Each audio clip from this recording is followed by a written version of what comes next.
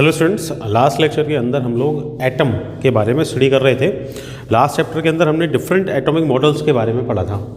ठीक है, अपना जो नेक्स्ट चैप्टर है इसी यूनिट में विच इज़ मॉडर्न फिजिक्स, वो है न्यूक्ली। तो अब इस चैप्टर के अंदर हम लोग न्यूक्लियस के बारे में स्टडी करेंगे। ठीक है, तो डिफरेंट एटॉमिक मॉडल्स अपन ने देखे थे। डिफरेंट एटॉमिक मॉडल्स अपन ने देखे तो हम जब किसी भी एटम के बारे में पढ़ते हैं, ठीक है, तो उसको हम कुछ इस तरह रिप्रेजेंट करते हैं। किसी भी एलिमेंट को जब अपन रिप्रेजेंट करते हैं तो कुछ इस तरह रिप्रेजेंट करते हैं। ठीक है, जहाँ इसका मतलब ये होता है कि भाई जो जेड है वो तो क्या है, एटॉमिक नंबर है। ए जो है वो क्या है, मास नंबर है। ऐसा पढ़ा है अपन ने, है ना, 9th-10th क्लास से ही पढ़ते आ रहे हैं केमिस्ट्री में। ये अपना एक्स एलिमेंट होता है, जो भी एलिमेंट अपन ले रहे हैं। एटॉमिक नंबर जो है वो रिप्रेजेंट करता है किसको, नंबर ऑफ इलेक्ट्रॉन्स को और नंबर ऑफ प्रोटॉन्स को, है ना। भाई अपन जानते हैं कि जो एटम है वो कैसा है, इलेक्ट्रिकली न्यूट्रल है, तो जितने नंबर ऑफ प्रोटॉन है उतने नंबर ऑफ इलेक्ट्रॉन होने चाहिए। तो उसको अपन रिप्रेजेंट करते हैं किससे, जेड से, विच इज एटॉमिक नंबर। ठीक है, न्यूक्ली जो होता है, न्यूक्ली के अंदर होते हैं दो चीज़ें, एक तो प्रोटॉन और एक न्यूट्रॉन। नंबर ऑफ प्रोटॉन और नंबर ऑफ न्यूट्रॉन दोनों मिलके क्या बनाते हैं, मास नंबर ए बनाते हैं। ठीक है, तो दोनों प्रोटॉन और न्यूट्रॉन किसके अंदर है, न्यूक्लियस के अंदर है। तो इनको क्या बोलते हैं अपन, न्यूक्लियॉन्स बोलते हैं।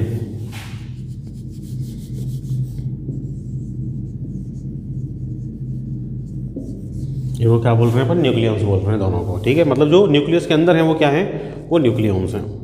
ठीक है, which are protons and neutrons.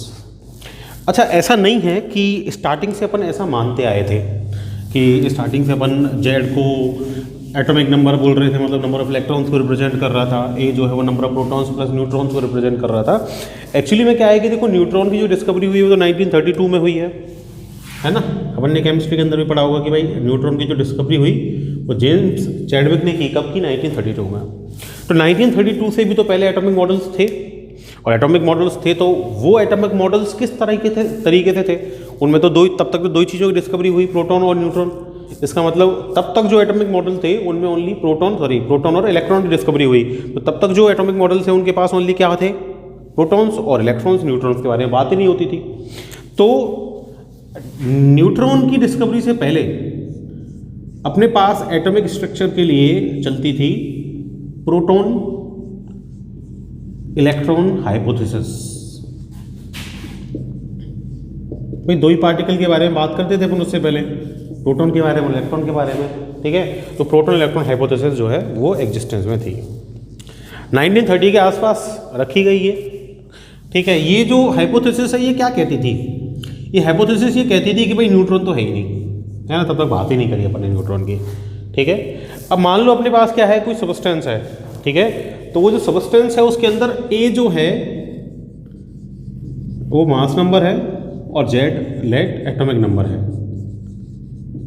ना। कोई भी सबस्टेंस जो हो सकता है उसका मास नंबर ए हो सकता है और उसका जो एटॉमिक नंबर है वो जेड हो सकता है। ठीक है, अब उसके अंदर उसने बोला कि भाई जो न्यूक्ली है ना अपना, न्यूक्ली के अंदर नंबर ऑफ प्रोटॉन्स कितने हो सकते हैं, ए हो सकते हैं।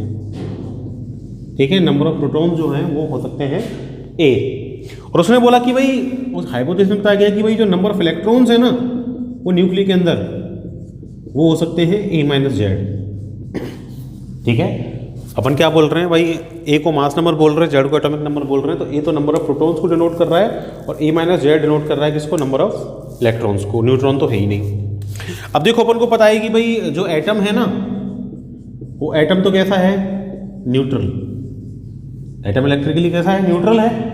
तो इलेक्ट्रॉन का जो नंबर है वो प्रोटॉन के नंबर के इक्वल होना चाहिए। ठीक है, तो न्यूक्ली के अंदर ए प्रोटॉन हो गए, पॉजिटिव चार्ज का नंबर ए हो गया, ए माइनस जेड क्या हो गए, इलेक्ट्रॉन हो गए। तो बचे कितने, जेड इलेक्ट्रॉन। ठीक है, तो ये बोल दिया गया कि ये जो बचे हुए जेड इलेक्ट्रॉन है ना ये क्या करते हैं, ये रिवॉल्व करते हैं कहाँ, न्यूक्लियस के अराउंड रिवॉल्व करते हैं। मतलब एक तरीके से ये जो हाइपोथेसिस है ना, इस हाइपोथेसिस के अंदर इलेक्ट्रॉन का डुअल रोल माना गया। डुअल रोल कैसे है कि भाई कुछ इलेक्ट्रॉन तो है न्यूक्लियस के अंदर प्रोटॉन के साथ, ठीक है, और कुछ इलेक्ट्रॉन कहाँ है, न्यूक्लियस के बाहर, न्यूक्लियस के अराउंड रिवॉल्व करते हुए। अपने जो रदरफोर्ड का मॉडल देखा है वहाँ ये देखा है कि इलेक्ट्रॉन रिवॉल्व करते हुए उसने बताए हैं, ठीक है। अच्छा, इसमें अब क्या है कि देखो इक्वल करने के लिए नंबर ऑफ इलेक्ट्रॉन्स प्रोटॉन्स को, क्यों भाई देखो नंबर ऑफ प्रोटॉन्स का टोटल मास अपन ऐड करें तो नंबर ऑफ प्रोटॉन्स का टोटल मास ऐड करने पर वो न्यूक्लियस के मास के इक्वल नहीं होता, तो डिफरेंस तो है। तो डिफरेंस को कवर करने के लिए अपन ने बोल तो दिया कि भाई ए माइनस जेड क्या है, उसके अंदर इलेक्ट्रॉन्स हैं, है ना, और बाकी के इलेक्ट्रॉन्स क्या कर रहे हैं, रिवॉल्व कर रहे हैं। लेकिन एक्चुअली क्या है, ये जो हाइपोथेसिस है ना, ये जो थ्योरी है, इसके साथ कुछ प्रॉब्लम्स हैं, जिन प्रॉब्लम्स की वजह से ये क्या है, लोगों को पची नहीं, लोगों को डाइजेस्ट नहीं हुई कि भाई थ्योरी करेक्ट है। वो रीजन्स क्या क्या हैं? पहली बात तो क्या है भाई कि सबसे पहला जो इसके साथ प्रॉब्लम है ना, वो है इलेक्ट्रॉन्स का डुअल रोल ऑफ इलेक्ट्रॉन्स। आप कैसे डिसाइड करेंगे कौन सा वाला इलेक्ट्रॉन न्यूक्लियस में है और कौन सा वाला रिवॉल्व कर रहा है ना? तो कौन कौन से इलेक्ट्रॉन न्यूक्लियस के अंदर से निकले, मान लो आयोनाइजेशन हो रहा है, आयोनाइजेशन में इलेक्ट्रॉन निकल के आ रहा है, कहाँ से निकल के आया, न्यूक्लियस से निकल के आया या फिर ऑर्बिट से निकल के आया। तो इलेक्ट्रॉन्स का ये जो डुअल रोल है ना, ये डाइजेस्ट नहीं हुआ। पहली बात तो ये विजुलाइज नहीं कर सके कि भाई कैसे ये डुअल रोल जो वर्क कर रहा है, ठीक है, इसको डिस्क्राइब नहीं कर सके। दूसरा क्या है कि भाई जो डी ब्रोगली और हाइजेनबर्ग थे, ठीक है, उन्होंने ये बोला, किन लोगों ने, डी ब्रोगली और हाइजेनबर्ग, दो लोग थे, है ना, डी ब्रोगली था, एक हाइजेनबर्ग था। उन्होंने क्या बोला कि भाई मान लो न्यूक्लियस के अंदर है इलेक्ट्रॉन, ठीक है, अब सारे इलेक्ट्रॉन्स मान लो मैं निकालना चाहता हूँ, है ना, दो ही इलेक्ट्रॉन है, दोनों निकाल दूँ मैं, दोनों निकाल दूँ तो एक मान लो न्यूक्लियस के अंदर था, एक मान लो ऑर्बिट के अंदर था। इलेक्ट्रॉन निकला न्यूक्लियस के अंदर से, ठीक है, तो कम से कम कितनी एनर्जी निकलनी चाहिए भाई? न्यूक्लियस ब्रेक होगा 20 to 200 mega electron volt, large amount of energy वहाँ से निकलनी चाहिए, है ना। न्यूक्लियर ब्रेक होता है तो लार्ज अमाउंट ऑफ एनर्जी निकलती है ना, पढ़ा है अपन ने न्यूक्लियर एनर्जी के बारे में। जबकि इलेक्ट्रॉन जब निकलता है तो जो एनर्जी रेंज है वो 2 to 3 मेगा इलेक्ट्रॉन वोल्ट के आसपास ही होती है, इसी रेंज में, मतलब मैक्सिमम रेंज भी होगी तो इतनी होगी। इसका मतलब क्या हो गया कि कोई इलेक्ट्रॉन न्यूक्लियस से निकल के नहीं आया, तो न्यूक्लियस से निकल के नहीं आया, इसका मतलब न्यूक्लियस में है ही नहीं इलेक्ट्रॉन, है ना, तो अपन विजुलाइज नहीं कर सकते न्यूक्लियस के अंदर इलेक्ट्रॉन को। एक चीज़ और है, इलेक्ट्रॉन जो है, इलेक्ट्रॉन का मैग्नेटिक मोमेंटम अपन ने फाइंड किया था, याद है, बोर मैग्नेट्रॉन वाला जो वो किया है अपन ने, कोई टॉपिक किया था, तो वहाँ अपन ने क्या फाइंड किया है, मैग्नेटिक मोमेंट फाइंड किया है इलेक्ट्रॉन का। अब इलेक्ट्रॉन का मैग्नेटिक मोमेंट अगर फाइंड करें अपन, कुछ ना कुछ वैल्यू मेरे पास मिल जाएगी। अगर अपन न्यूक्लियस का मैग्नेटिक मोमेंट फाइंड करें तो एक्चुअली क्या है कि भाई जो न्यूक्लियस का मैग्नेटिक मोमेंट है ना, वो सिंगल इलेक्ट्रॉन के मैग्नेटिक मोमेंट से भी कैसा है, स्मॉलर है, ठीक है। जबकि होना क्या चाहिए था भाई, न्यूक्लियस के पास तो बहुत ज़्यादा इलेक्ट्रॉन्स हैं, कितने इलेक्ट्रॉन्स हैं, ए माइनस जेड, तो मैग्नेटिक मोमेंट ऐड हो जाना चाहिए था, तो एक इलेक्ट्रॉन से तो ज़्यादा ही मैग्नेटिक मोमेंट होना चाहिए था ना न्यूक्लियस का, नहीं मिल रहा, इसका मतलब वहाँ पे इलेक्ट्रॉन एग्जिस्ट नहीं कर रहा। तो ये कुछ डिफिकल्टीज थी, जिन डिफिकल्टीज की वजह से ये जो प्रोटॉन इलेक्ट्रॉन हाइपोथेसिस है ये क्या हो गई, फ्लॉप हो गई, ठीक है। अब जब ये हाइपोथेसिस फ्लॉप हो गई तो इस हाइपोथेसिस के 2 साल बाद ही 1932 में अपन को पता है कि भाई न्यूट्रॉन की डिस्कवरी हो गई, ठीक है। वो एक ऐसे मान लो कि एक्सीडेंटली हुई, ठीक है। जो जेम्स चैडविक था, वो जेम्स चैडविक ने एक छोटा सा एक्सपेरिमेंट किया था। उसने क्या किया कि भाई बेरिलियम लिया और उस पर उसने अल्फा पार्टिकल को बॉम्बार्ड करवाया, हिट करवाया बेरिलियम को, ठीक है। अब जब उसने बेरिलियम को बॉम्बार्ड करवाया किसके साथ, अल्फा पार्टिकल के साथ, तो उसने क्या देखा, उसने देखा कि भाई ये 6C12 यहाँ से निकल गया और साथ में यहाँ से एक पार्टिकल निकला, ठीक है। ये जो यहाँ से पार्टिकल निकला ना, ये पार्टिकल क्या करता है, इस पार्टिकल को अगर आप किन्हीं लाइट न्यूक्लियस पे जाके बॉम्बार्ड करवाओ, जो पार्टिकल यहाँ से निकला, ठीक है, तो वहाँ से प्रोटॉन्स निकल जाते हैं, ठीक है।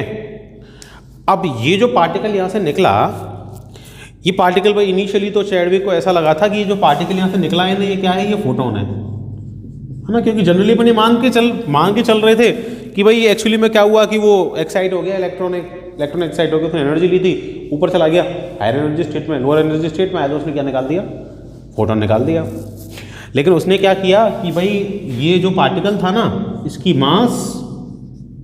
एनर्जी और मोमेंटम कैलकुलेट किए, और इसकी एनर्जी और मोमेंटम जब इसने देखे तो वो फोटोन के इक्वल नहीं थे। इस एक्सपेरिमेंट में बार बार ये पार्टिकल निकल के आ रहा था जिसके एनर्जी और मोमेंटम जो है वो फोटोन के साथ मैच नहीं करते। तो यहां से फिर उसको पता लगा कि भाई एक एक्स्ट्रा पार्टिकल है, ठीक है। कहां से आया ये एक्स्ट्रा पार्टिकल? ये न्यूक्ली में से निकल के आया है, ठीक है। तो जो एक्स्ट्रा पार्टिकल निकल के आया, इसी एक्स्ट्रा पार्टिकल को उसने क्या बोल दिया? न्यूट्रॉन बोल दिया, ठीक है। तो इस एक्सपेरिमेंट के बाद अपन को न्यूट्रॉन मिला। इस एक्सपेरिमेंट के बाद जो अपन को न्यूट्रॉन मिला है, ये न्यूट्रॉन जो है वो बहुत सारी प्रॉपर्टीज इसके अंदर होती हैं, है ना, बहुत सारी स्पेशलिटीज इसके अंदर हैं। जैसे कि भाई ये जो है ना, इससे पहले पता नहीं था, बाद में पता चला कि भाई कहाँ लाई करता है, लाई विद इन न्यूक्लियस, है ना। न्यूक्ली के साथ लाई करता है, किसके साथ? प्रोटॉन के साथ, ठीक है। इसकी लाइफ की बात करूं तो लाइफ जो है वो है 1000 सेकेंड। कब? जब ये फ्री है ना। अगर एनवायरनमेंट में फ्री आप इसको छोड़ देंगे तो 1000 सेकेंड तक ही ये क्या कर सकता है, ये एग्जिस्ट कर सकता है। हाँ, न्यूक्ली के अंदर है तो लाइफ टाइम इन्फिनिट टाइम्स तक क्या कर सकता है, एग्जिस्ट कर सकता है, होता ही है एटम के अंदर न्यूट्रॉन, ठीक है। इसके अलावा उसको ये भी पता चला कि भाई ये जो पार्टिकल है ना, ये पार्टिकल ना तो इलेक्ट्रिक फील्ड से डिफ्लेक्ट होता है, ना मैग्नेटिक फील्ड से डिफ्लेक्ट होता है ना। Neither deflected by electric field nor by magnetic field, ठीक है। दोनों में से किसी से डिफ्लेक्ट नहीं होता। इसका मतलब ये पार्टिकल कैसा पार्टिकल है? ये बिल्कुल इलेक्ट्रिकली न्यूट्रल पार्टिकल है। इस पर ना तो इलेक्ट्रिक फील्ड का इफेक्ट पड़ेगा और ना ही इस पर मैग्नेटिक फील्ड का इफेक्ट पड़ेगा, ठीक है।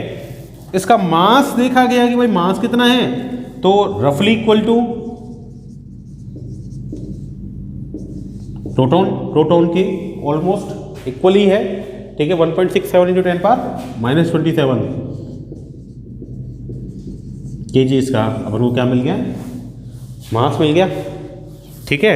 अच्छा, जो स्मॉल पार्टिकल होते हैं ना, वेरी स्मॉल पार्टिकल, उनका मास अपन एक स्पेसिफिक इंस्ट्रूमेंट के थ्रू फाइंड करते हैं, है ना। ऐसा तो नहीं कि उनको अपन वेट पे रख के और उनको मेजर कर लें, ठीक है। तराजू ले जाएं, उस पर रख लें, 100 ग्राम का बाट रख के, ऐसे नहीं कर सकते। तो उसके लिए एक अलग से इंस्ट्रूमेंट होता है, which is called mass spectrometer,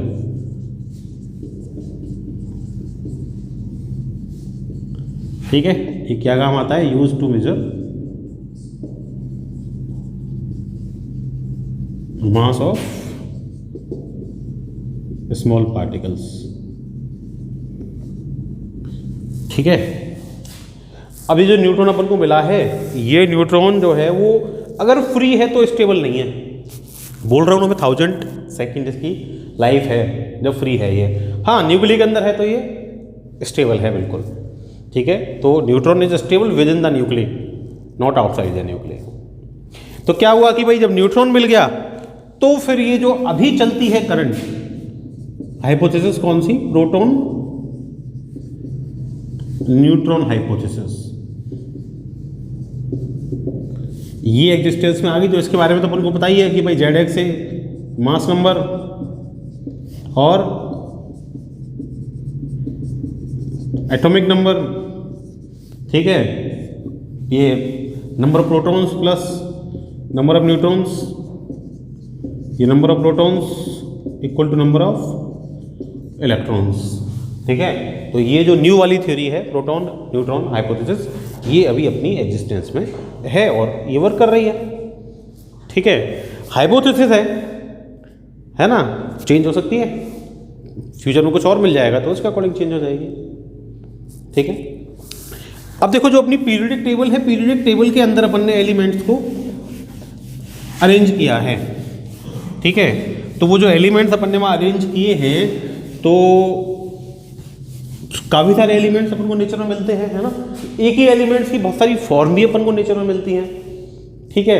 तो उनके अंदर जो सिमिलैरिटीज़ हैं डिफरेंट डिफरेंट एलिमेंट्स के अंदर, उनके बेसिस पे भी क्लासीफाई किया गया है। उनके बेसिस पे क्लासीफाई किया है आइसोबार्स में, आइसोटोन्स में और आइसोटोप्स में, ठीक है। तो देखो क्या होते हैं आइसोटोप्स।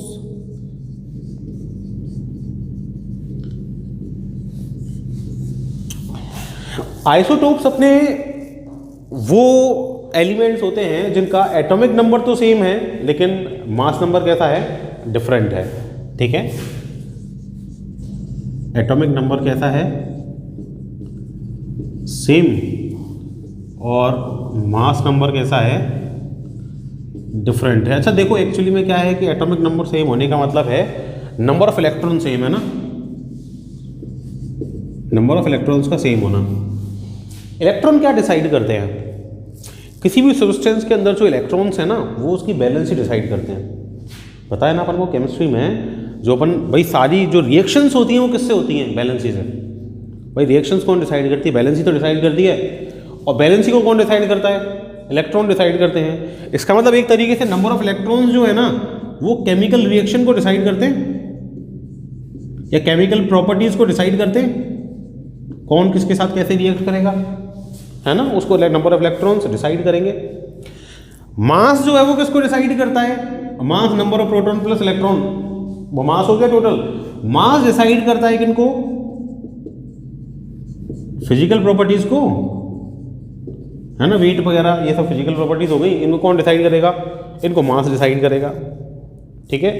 तो इसका मतलब क्या हो गया कि भाई अगर एटॉमिक नंबर सेम है इनका मतलब ये जो सब्सटेंसेस हैं इनकी सबकी केमिकल प्रॉपर्टीज कैसी होंगी, सेम होंगी। पर इनकी फिजिकल प्रॉपर्टीज कैसे होंगी, फिजिकल प्रॉपर्टीज डिफरेंट होंगी, ठीक है। इसका मतलब मान लो मेरे पास जो है वो मिक्सचर है कहीं आइसोटोप्स का। एग्जाम्पल अपन को पता है 1s2 2s2 3s2, है ना, आइसोटोप के एग्जाम्पल हैं, ठीक है। सॉरी 1s2 1h1 और 1h3, है ना, उल्टा कर दिया, 1s1 1s2 1s3 आइसोटोप्स के एग्जाम्पल है, ठीक है। तो इन सब के एटॉमिक नंबर सेम हो गए, इन सब के मास नंबर डिफरेंट हो गए। इसका मतलब ये मान लो मेरे पास तीनों का मिक्सचर है कहीं, तो केमिकल रिएक्शन के थ्रू अपन इनको सेपरेट नहीं कर सकते। कैसे कर सकते हैं, इनकी फिजिकल प्रॉपर्टीज के थ्रू कर सकते हैं। फिजिकल प्रॉपर्टीज डिफरेंट होंगी। फिजिकल प्रॉपर्टीज डिफरेंट होने का मतलब क्या हो गया, फिजिकल प्रॉपर्टीज डिफरेंट होने का मतलब सबके बॉइलिंग पॉइंट डिफरेंट हो सकते हैं, सबके मेल्टिंग पॉइंट डिफरेंस हो सकते हैं, ठीक है, हो सकता है ऐसा। तो इसका मतलब क्या हो गया, इनको ये डिफरेंट टेम्परेचर पे मेल्ट होंगे, डिफरेंट टेम्परेचर पे बॉयल होंगे, डिफरेंट टेम्परेचर पे फ्रीज होंगे, फ्रीजिंग पॉइंट डिफरेंट हो सकता है। तो उसके बेसिस पर अपन इनको क्या कर सकते हैं, सेपरेट कर सकते हैं। बॉयल कर लो, डिफरेंट टेम्परेचर पे बॉयल होके अपन इनको क्या कर सकते हैं, सेपरेट निकाल सकते हैं, ठीक है।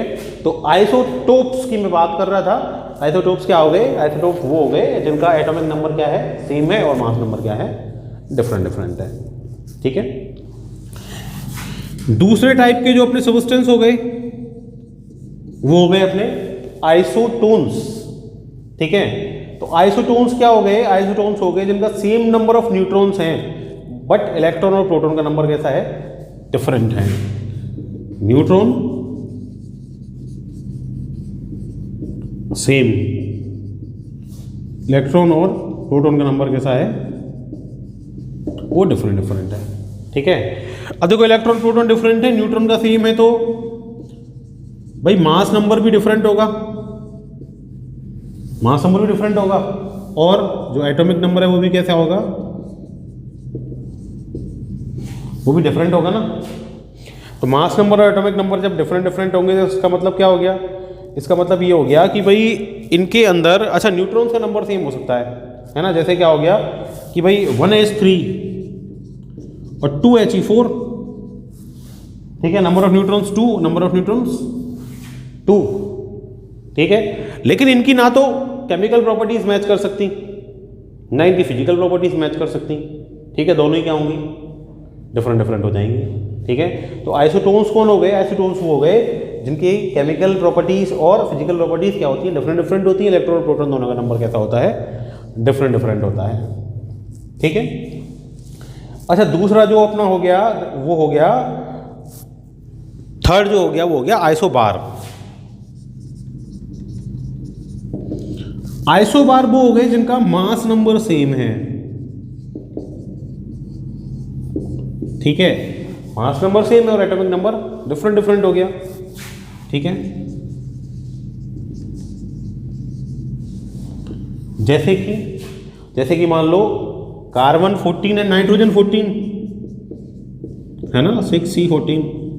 कार्बन 14 के बारे में पढ़ा है, बड़े रेडियो एक्टिव फॉर्म है कार्बन की, है ना, कार्बन डेटिंग के काम में आती है, रेडियो एक्टिविटी में पढ़ा होगा अपन ने। तो इन दोनों के अंदर क्या है कि भाई देखो मास नंबर सेम है, मतलब न्यूट्रॉन प्लस प्रोटॉन का सम सेम है।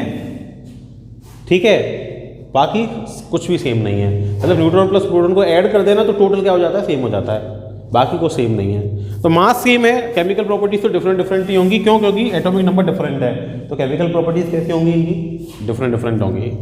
ठीक है, अब मास सेम है, ठीक है, तो इसका मतलब क्या है कि भाई इनकी जो फिजिकल प्रॉपर्टीज है ना, वो फिजिकल प्रॉपर्टीज क्या हो सकती हैं, वो सेम हो सकती हैं।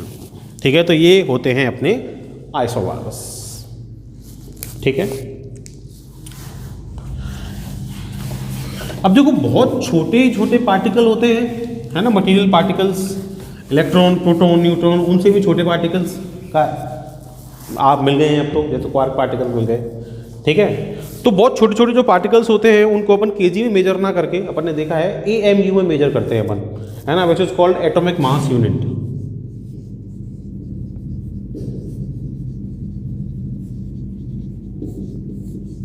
AMU, ठीक है, ये AMU है क्या, यूनिट तो मेजरमेंट की है, वेट ही मेजर कर रहे हैं अपन, मास ही मेजर कर रहे हैं ना, एटॉमिक मास यूनिट है। ये स्टैंडर्ड यूनिट मानी गई है और ये मानी गई है कार्बन 12 से कंपैरिजन करके। ऐसा माना गया है कि भाई 1 AMU जो होता है वो होता है 1/12 portion of the mass of 1 atom of 6C12, mass of 1 atom of 6C12, उसका जो 12th पोर्शन है that is called atomic mass unit, AMU। ठीक है, वो अगर मैं फाइंड करूं 1 AMU 1/12, ठीक है, मास फाइंड करें 1 एटम का 6C12 के का क्या हो जाएगा, 12 आओगा तो नंबर से डिवाइड कर दो। ठीक है, 6.023 तो 10^23। ठीक है, क्या हो जाएगा 1 AMU इक्वल टू 1/6.02 इंटू 10^23, और ये आता है ऑलमोस्ट अपना 1.66 into 10⁻⁻27 of kg। 1 AMU is the 1/12 of the mass of the 6C12 atom, जो कितना होता है 1.67 लिख देते हैं इसको एक राउंड फिगर में, जो 10⁻⁻27 kg होता है। ठीक है, तो अपन जो मास मेजर करते हैं इलेक्ट्रॉन, प्रोटॉन, न्यूट्रॉन, इनके लिए वो जनरली किस में करते हैं, AMU में करते हैं। अब तक अपन kg में लिखते आए हैं ना, 9.31 × 10⁻⁻31 kg इलेक्ट्रॉन के लिए। ठीक है, उसको AMU में कन्वर्ट कर सकते हैं, इलेक्ट्रॉन के लिए क्या होता है 0.00055 AMU। ठीक है, बाइंडिंग एनर्जीज वगैरह अपन निकालेंगे तो वहाँ AMU में यूज करेंगे। ठीक है, तो ये क्या हो गई अपने यूनिट हो गई किसकी, मास की, फॉर स्मॉल पार्टिकल्स। ठीक है, अच्छा, जब न्यूक्ली की अपन बात करते हैं तो न्यूक्ली को ब्रेक करते हैं तो वहाँ से एनर्जी निकलती है। ठीक है, उस एनर्जी को अपन मेजर करते हैं किसमें, इलेक्ट्रॉन वोल्ट में। ठीक है, भाई अपन ने रिलेशन पढ़ाया ना, Einstein mass energy relation.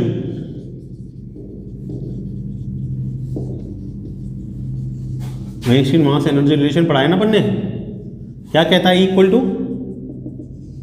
mc², मतलब जो मास है उसको एनर्जी में अपन कन्वर्ट कर सकते हैं। दोनों मास और एनर्जी क्या है, एक ही, ऐसे मान लो एक ही कॉइन की दो साइड हैं, है ना, ये क्या है, कन्वर्टेबल हैं, है ना, मास can be converted into energy. उसका सबसे बड़ा एग्जांपल क्या है, सबसे बड़ा एग्जांपल यही है एटम बॉम्ब। भाई न्यूक्लियर एनर्जी क्या है, इसी का तो एग्जांपल है। न्यूक्लियर एनर्जी में क्या कर रहे हैं कि भाई जो मास है उसी को किस में कन्वर्ट कर रहे हैं, एनर्जी में कन्वर्ट कर रहे हैं। कैसे कर रहे हैं अपन आगे देखेंगे, है ना, पहले भी अपन पढ़ चुके हैं इसके बारे में, ठीक है। तो ये जो रिलेशन है, इस रिलेशन के थ्रू क्या किया जा सकता है, एनर्जी को, मास को एनर्जी में कन्वर्ट किया जा सकता है।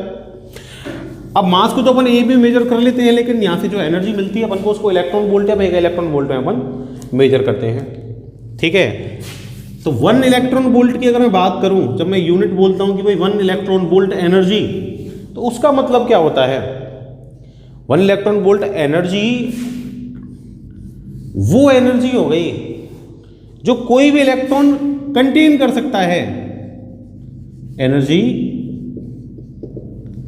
कंटेन्ड बाय एन इलेक्ट्रॉन, कब, जब V की वैल्यू 1 हो जाए, मीन्स जब इसको आप एक्सेलरेट करें किसके साथ, 1 वोल्ट पोटेंशियल के साथ। मतलब कोई इलेक्ट्रॉन आपके पास है, उस पे आपने 1 वोल्ट का पोटेंशियल अप्लाई किया, उससे आपने उसको एक्सेलरेट कर दिया, तो एक्सेलरेट करने के बाद उसके पास जो एनर्जी आई, उस एनर्जी को अपन क्या बोलेंगे, 1 इलेक्ट्रॉन वोल्ट एनर्जी बोलेंगे, ठीक है। 1 इलेक्ट्रॉन वोल्ट क्या है एक्चुअली में, E इज 1.6 × 10⁻⁻⁹ और पोटेंशियल कितना लगाना है मुझे, 1 वोल्ट, ठीक है। और अपन जानते हैं QV इक्वल टू क्या होता है,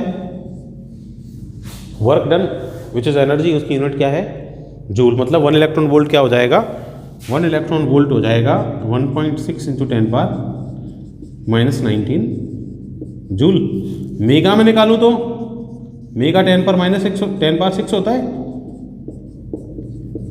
तो क्या हो जाएगा, 1 मेगा इलेक्ट्रॉन वोल्ट हो जाएगा 1.6 × 10⁻13 जूल, ठीक है। तो इस तरह अपन एनर्जी को इलेक्ट्रॉन वोल्ट में या मेगा इलेक्ट्रॉन वोल्ट में क्या कर सकते हैं, मेजर कर सकते हैं, ठीक है। अच्छा, ये जो चैप्टर है इसमें अपन को क्या है, न्यूक्ली के बारे में ही आगे पढ़ना है। न्यूक्ली के अंदर क्या क्या प्रोसेसेस होती हैं, ठीक है। तो कुछ पोर्शन इसका निकाल दिया है विच इज़ रेडियो एक्टिविटी, उसको अपन नहीं पढ़ेंगे। न्यूक्लियर एनर्जीज़ के बारे में अपन इस चैप्टर में आगे पढ़ेंगे, तो वो अपन नेक्स्ट लेक्चर्स में देखेंगे, ठीक है। That's all for today, thank you.